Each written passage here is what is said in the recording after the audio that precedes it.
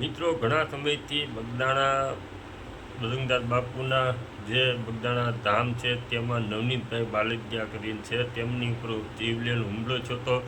અને તે હુમલામાં ઘણા આરોપીને પકડવામાં આવ્યા છે અને નવનીતભાઈ તરફથી આરોપ પણ લગાડવામાં આવ્યા હતા જયરાજભાઈ માટે અને એ આરોપની ધ્યાનમાં લઈને હીરાભાઈ સોલંકી એના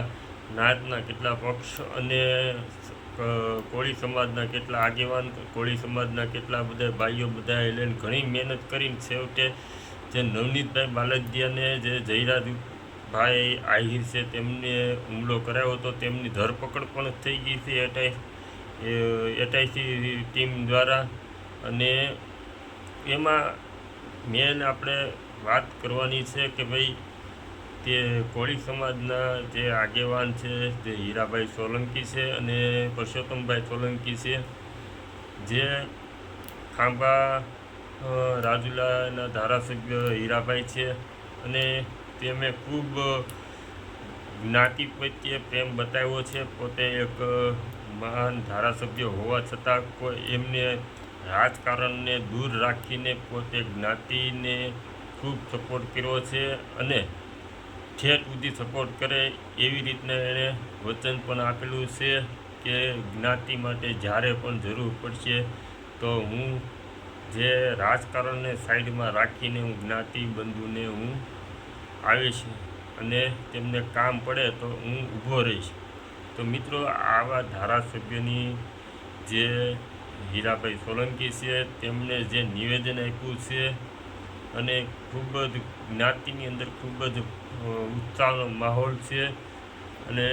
આવી રીતના કહેવાનો મતલબ એ છે કે જે હીરાભાઈ સોલંકીએ જે જ્ઞાતિ પ્રત્યે કરી બતાવ્યું તે દરેક જ્ઞાતિ અને આમાંથી શીખ લેવા જેવી વસ્તુ છે અને કે પોતે એક રાજકીય નેતા હોવા છતાં કોઈ જ્ઞાતિ વચ્ચે કેટલું એણે કોઈ ભેદભાવ કર્યા વગર પોતાના રાજકારણને સાઈડમાં મૂકીને એક જે એણે જ્ઞાતિ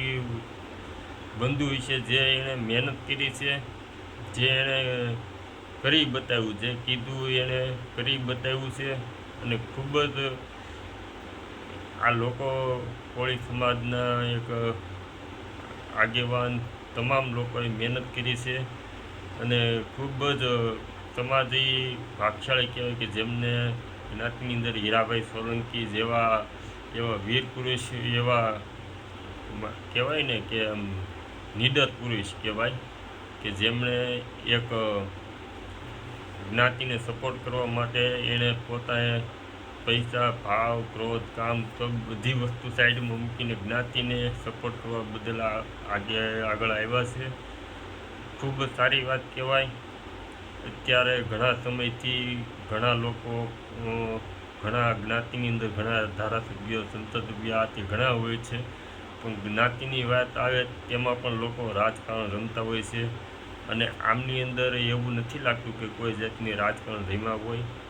અને ખૂબ જ મહેનત કરીને પોતાની તમામ જગ્યા જેટલા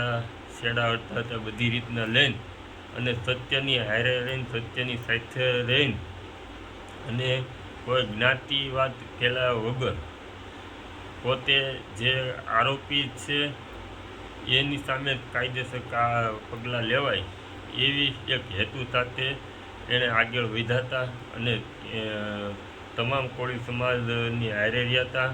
અને તમામ કોળી સમાજને આગેવાન નવનીતભાઈ બાલદિયાને એક ન્યાય આપવા હાટું એક કટિબંધન રહ્યા હતા અને બધાએ ખૂબ જ મહેનત કરી અને આમાં એકજૂટ બનીને બધાએ એમાં જીત પણ હાસિલ મેળવી.